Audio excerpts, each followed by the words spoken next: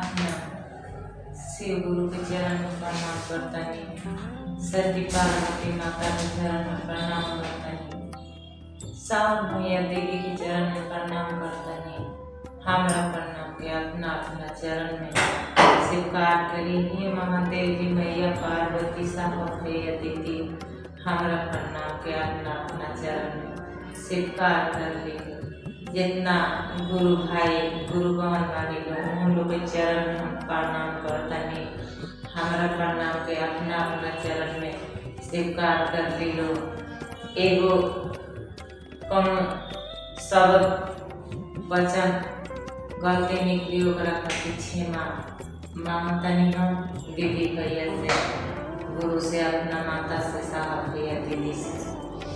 देखिए हमने के साहब अपना से गुरु से मांग के 3 सूत्र हमने के बीच में दे दे बड़ा। तो दीदी भैया से ही हमारा प्रार्थना बा दे हमने के अपना गुरु के कार्यक्रम में लाग चले के जे हमने के शरीर से उद्धार हो चल जाए। पहला में इतना सुंदर बा जे पहला में अपना गुरु से मन से दया मांगे के बा, और दूसरा में चर्चा में को भैया दीदी से करे के बा, तीसरा में नमन करे के बा। एक सयात है देखी यही पर एक भजन हम देता नहीं।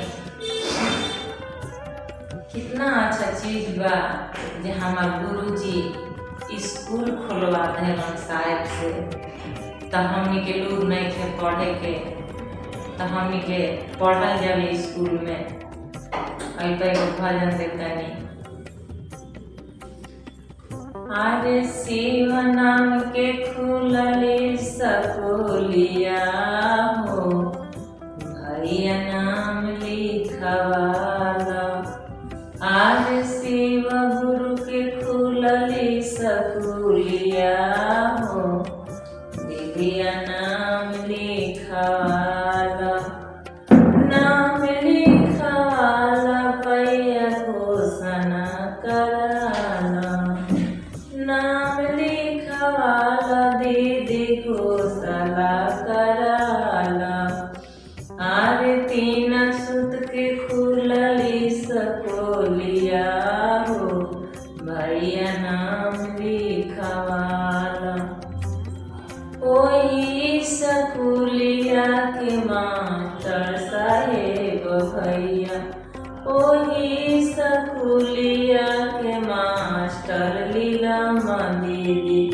आर 3 सूत्र देले बड़ ज्ञाना हो, भैया नाम लिखवाला। आरे पे हाथवा में बांधे के काना हो, दीदिया नाम लिखवाला। पहिला में दाया मामला, दूसरा में चर्चा, आरे तीसरा में नमन प्रणामा हो, दीदिया नाम लिखवाला। आरे तीसरा में नमन प्रणामा हो, भैया नाम लिखवाला। हर हर महादेव मैया पार्वती साहब भैया दीदी, दया करी हे प्रभु, दया करी। हमारे वीडियो देखने के लिए धन्यवाद।